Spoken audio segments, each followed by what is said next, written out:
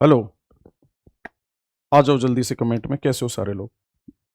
फटाफट से आओ। कल कितना हो गया था कमेंट करके बताओ, वहीं सारी कंटिन्यू करते हैं।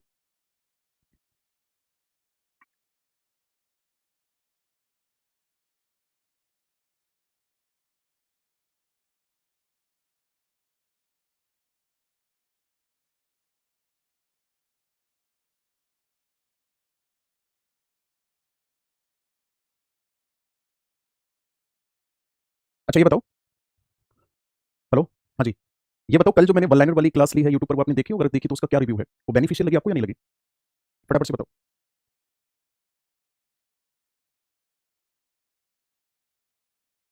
देखी थी क्लास? आज चाइना के बारे में पढ़ाएंगे, अभी करते कंटिन्यू।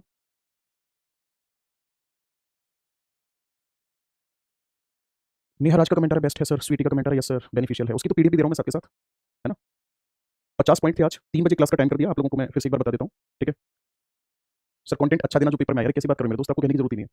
ठीक है, आपको कहने की जरूरत ही नहीं, एक बात बताओ, पेपर में कंटेंट आएगा, आप क्वालिफाई कर जाओगे, हम भी कह पाएंगे जी इतने स्टूडेंट हमने सेलेक्ट।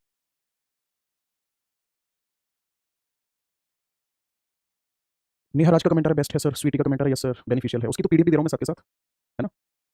50 पॉइंट थे, आज 3 बजे क्लास का टाइम कर दिया आप लोगों को, मैं फिर से एक बार बता देता हूँ। ठीक है सर, कंटेंट अच्छा देना जो पेपर में आएगा, कैसी बात कर रहे हो मेरे दोस्त, आपको कहने की जरूरत ही नहीं है। ठीक है, आपको कहने की जरूरत ही नहीं है, एक बात बताओ, पेपर में कंटेंट आएगा, आप क्वालिफाई कर जाओगे, हम भी कह पाएंगे जी इतने स्टूडेंट हमने सेलेक्ट करा दिए। ठीक है, एक बार क्लास को देखना, रिवीजन के लिए बहुत बेहतर है वो। ठीक है, सारा रिवाइज कराते चलेंगे, और मैं कोशिश करूंगा कि जो क्लास में आपको पढ़ाया जा रहा है ना, आपको पढ़ाने के बाद फिर उसी में से पॉइंट निकालूं। ठीक है, उसी में से पॉइंट निकालूं।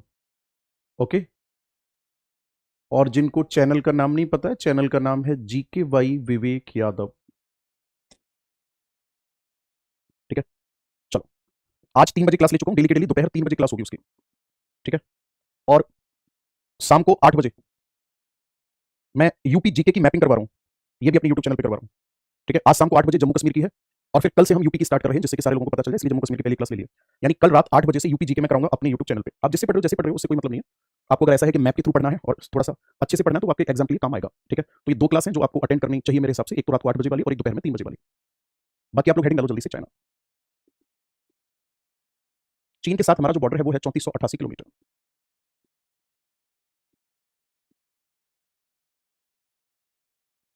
ठीक है, ध्यान से सुनना मेरी बात को।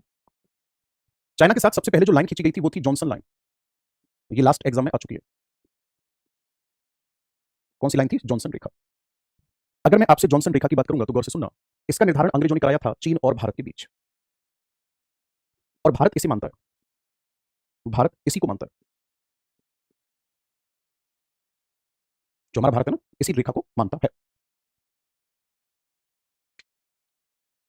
आगे देखो ध्यान से। अब चलो कहानी से बताते हैं, ऐसे मजा नहीं आएगा। ठीक है, मैं देखो,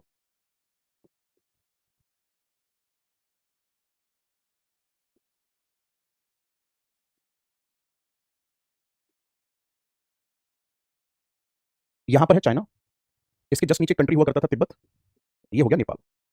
अब ये नेपाल वाले क्या करते थे, जब इनके मन में आया तभी जाकर इनको पीट दिया, तिब्बत वाले हो गए परेशान। ठीक है, तिब्बत वाले जो थे वो हो गए परेशान।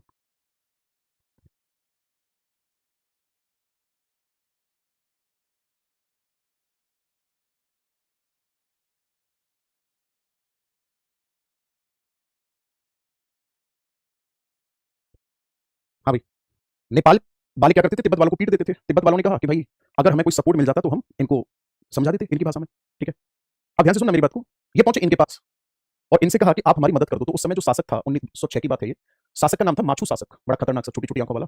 हम्म, इसने सुना, बहुत ध्यान से सुना इसने। बोले क्या दिक्कत है? बोले जी नेपाल वाले मारते हैं। बोले क्यों मारते हैं, बात तो बताओ। बोले जी हम कमजोर पड़ते हैं, आते हैं, पैसे चले जाते हैं, मार के चले जाते हैं। बोला ठीक है।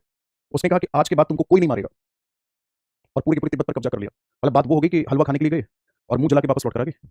1906 से 1912 तक चाइना का तिब्बत पर अधिकार रहा। 1912 में अचानक से माचू की मौत हो गई, सत्ता पलट हो गया, तख्ता पलट हो गया। तिब्बत ने सोचा बढ़िया मौका, चुपचाप निकल लो। तिब्बत ने कहा जी हम तो स्वतंत्र हैं, हमारे ऊपर किसी का अधिकार नहीं है। और इधर से तुरंत तिब्बत के ऊपर अंग्रेजों ने अटैक मार दिया। बोले जा कहा इधर हम तो मौका ढूंढ रहे थे, कब चाइना पीछे हटे, हम तेरे ऊपर अटैक मारे। लेकिन यहाँ कहानी दूसरी थी, अंग्रेजों को केवल पैसे से मतलब था। अंग्रेजों ने फिर क्या किया, 1914 की बात है, 1914 में एक समझौता कराया जिसे कहा गया शिमला समझौता। इसे कहा जाता है शिमला कन्वेंशन। और जो ये शिमला समझौता कराया था ये कितने देशों के बीच कराया? 3 देशों के बीच कराया।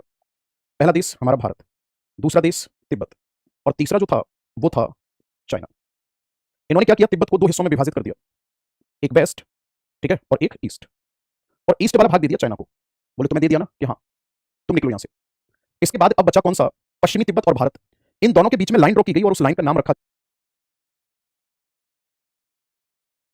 मुंह जला के वापस लौट कर आ गए। 1906 से 1912 तक चाइना का तिब्बत पर अधिकार रहा। 1912 में अचानक से माचू की मौत हो गई, सत्ता पलट हो गया, तख्ता पलट हो गया।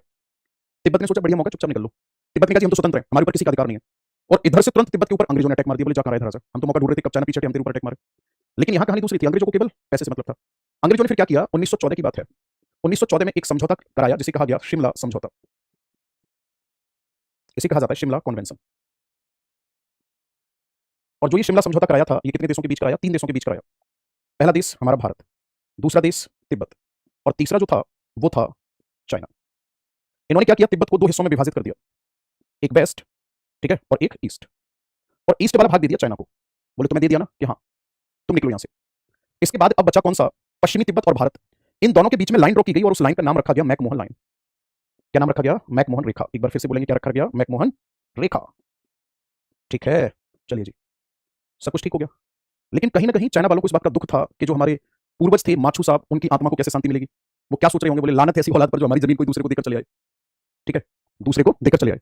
तो ध्यान से सुनना मेरी बात को। चाइना ने इस बात को बहुत नेगेटिवली लिया कि तिब्बत पर तो हमारा अधिकार था, ये बांट कर हमें आधा ही क्यों दिया है। 1959 की बात है, चाइना ने बहुत ही खतरनाक वाला, ठीक है, अटैक मारा किसके ऊपर? तिब्बत के ऊपर।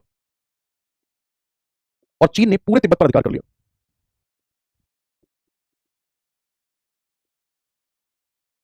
और फिर मैकमोहन रेखा किस किसके बीच हो गई? मैकमोहन रेखा जो है ये भारत और चीन के मध्य हो गई, मतलब प्रेजेंट में इसी के मध्य है। आगे बात समझ में? अब ध्यान से सुनना, अगर आपसे पूछा जाता है मैकमोहन रेखा किस किसके बीच खींची गई थी, तो भारत और तिब्बत के बीच। प्रेजेंट में किस किसके बीच है? प्रेजेंट में किस किसके बीच में है? तो प्रेजेंट में है ये भारत और चीन के बीच में। कब से? 1959 से। 1959 में जब इस पर अटैक हुआ तो यहां पर दलाई लामा था, जो दलाई लामा भागकर भारत में आ गया। चाइना ने कहा वापस दो, भारत ने कहा अतिथि देवो भव, चाइना ने हमारे ऊपर अटैक कर दिया। और 1962 का चाइना का युद्ध हुआ किसके साथ? भारत के साथ। और ऐसी सिचुएशन में चाइना ने हमारे भारत के इस वाले भाग पर अधिकार कर लिया और इस वाले भाग को नाम दिया गया क्या? तो तब आपका आंसर होगा अक्साई चीन। क्या कहा गया इसको? अक्साई चीन कहा गया। और कौन सी लाइन इसको सेपरेट करती है हमारे लद्दाख से? तो तब आपका आंसर होगा एलएसी। इधर बैठा हुआ है पाकिस्तान और इस वाली लाइन का नाम है एलओसी। एलओसी का मतलब है लाइन ऑफ कंट्रोल, जबकि एलएसी का मतलब अगर आपसे कोई पूछता है क्या है तो तब आपका आंसर होगा, एलएसी का मतलब होता है लाइन ऑफ एक्चुअल कंट्रोल। एक बार सारे लोग कमेंट में आओ तो मुझे ये बताओ समझ में आया नहीं आया? वास्तविक नियंत्रण रेखा।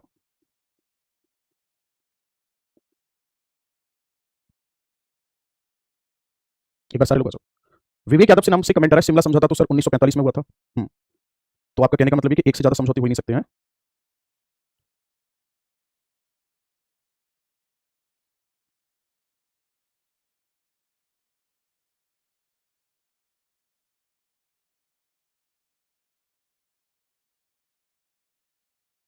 हाँ जी, बताओ, पूरा समझ में आया नहीं आया? मैंने सारी लाइन क्लियर कर दी। जॉनसन लाइन जो है भारत और चीन के बीच में खींची गई, भारत इसी को क्लेम करता है शिमला समझौते के आधार पर। और ये यूपी में मंडी परिषद का एक पेपर हुआ था, उसमें एग्जाम में आ चुका है। 1914 में शिमला समझौता जो है ये हुआ और इस समझौते के आधार पर मैकमोहन रेखा भारत और तिब्बत के बीच खींची गई। लेकिन 1959 में जब चीन ने पूरे तिब्बत पर अधिकार कर लिया तो मैकमोहन रेखा भारत और चीन के मध्य हो गई। 1962 में युद्ध के दरमियान एक और नई लाइन रोकी गई जिसे कहा जाता है एलएसी, यानी कि line of actual control. Okay, चलो। अब अगर आपसे कोई ये पूछता है कि अच्छा चलो ये बताओ कि जो चाइना है इसके साथ कौन कौन से स्टेट बॉर्डर साझा करते हैं, तो सबसे पहले आएगा लद्दाख। कौन सा आएगा? लद्दाख। फिर आएगा हिमाचल, फिर आएगा उत्तराखंड, फिर आएगा सिक्किम और फिर आएगा अरुणाचल। ठीक, ये बॉर्डर साझा करते हैं। अब हम नया कंट्री पढ़ने वाले हैं, नेपाल। इस लाइन का नाम एलएसी क्यों पड़ा, एलओसी क्यों नहीं? हद मतलब कौन सा लॉजिक है? ये डाउट किसका है? शिवानी का। वाह दीदी वाह। जब एलओसी लाइन ऑलरेडी ड्रॉ की जा चुकी है ना, तो फिर इस एक ही नाम से दो रेखाएं होंगी। आप पता है ये क्या, पता क्या कहना चाह रही है? आप नहीं समझ पा रहे हो। ये कहना चाह रही है कि जितने भी बॉर्डर हैं उन सभी बॉर्डर का नाम मैकमोहन लाइन क्यों नहीं हो सकता, है ना? जितनी भी हमारी फीमेल स्टूडेंट उन सबका नाम शिवानी क्यों नहीं हो सकता?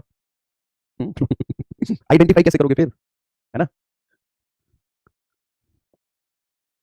नेपाल हेडिंग डालो। दिमाग वहां चलाया करो जहां पर जरूरत पड़े। हर जगह दिमाग चलाओगे ना तो दिमाग चल जाएगा, फिर बहुत दिक्कत होगा। हाँ भाई, देखो ध्यान से। नेपाल, नेपाल की अगर मैं आपसे बात करूंगा तो नेपाल जो है ये एक लैंड लॉक कंट्री है। ये क्या है? लैंड लॉक कंट्री है, यानी कि स्थल रुद्ध देश है। ठीक है, लैंड लॉक कंट्री है यानी कि स्थल रुद्ध देश है। ध्यान से सुनना मेरी बात को।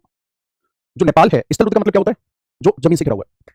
आगे अगर बात करेंगे नेपाल की, तो कितने किलोमीटर का बॉर्डर साझा होता है इसके साथ? 1751 किलोमीटर। कौन कौन से स्टेट बॉर्डर साझा करते हैं? तो तब आपका आंसर होगा, इसके साथ जो स्टेट बॉर्डर साझा करते हैं उनमें स्टेट आते हैं उत्तराखंड, यूपी, बिहार, एक आता है सर वेस्ट बंगाल यानी कि पश्चिम बंगाल, और एक आता है फिर सिक्किम। समझ गए? ठीक है, देखो ध्यान से। आगे अगर हम बात करेंगे तो नेपाल के साथ और क्या कंडीशन है। एक नदी है, ये बात है 1815-16 की। एक संधि हुई थी जिसका नाम है सुगौली ट्रिटी, जिसका नाम है सुगौली संधि। सुगौली ट्रिटी की अगर मैं बात करूंगा तो किस किसके बीच हुई थी, तो आपका आंसर होगा ये भारत और नेपाल के बीच हुई। और क्या कहा गया? ठीक है ना, क्या कहा गया इस संधि में?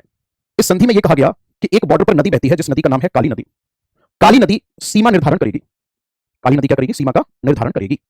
बोले ऐसे कैसे कर देगी नदी? तो इन्होंने कहा कि नदी का जो ईस्ट होगा, ईस्ट में कंट्री होगा नेपाल, और नदी के वेस्ट में जो कंट्री होगा उसे कहा जाएगा इंडिया। अब हम इसको मैप से बताते हैं आपको, ध्यान से सुनना। यहां पे ये नदी है बॉर्डर पे, तो इन्होंने कहा इस नदी के इधर ईस्ट वाला भाग हो गया तो इधर नेपाल हो जाएगा, और इधर हो जाएगा प्यारा भारत यानी कि इंडिया। समझ रहे हैं? अब गौर से सुनना मेरी बात को। यहां समस्या ये आई कि एक नदी ये है, एक नदी ये है, एक नदी ये है, एक ये है, एक ये है। अब कह रहे जी एक बात बताओ, काली नदी किसको मानेंगे आप? भाई कागजों में लिखा हुआ है, समझ आता है, बट आप इस बात को कैसे निर्धारित करेंगे कि काली नदी है कौन सी? ये गंभीर समस्या बन गई कि काली नदी कौन सी, कैसे पता चलेगा?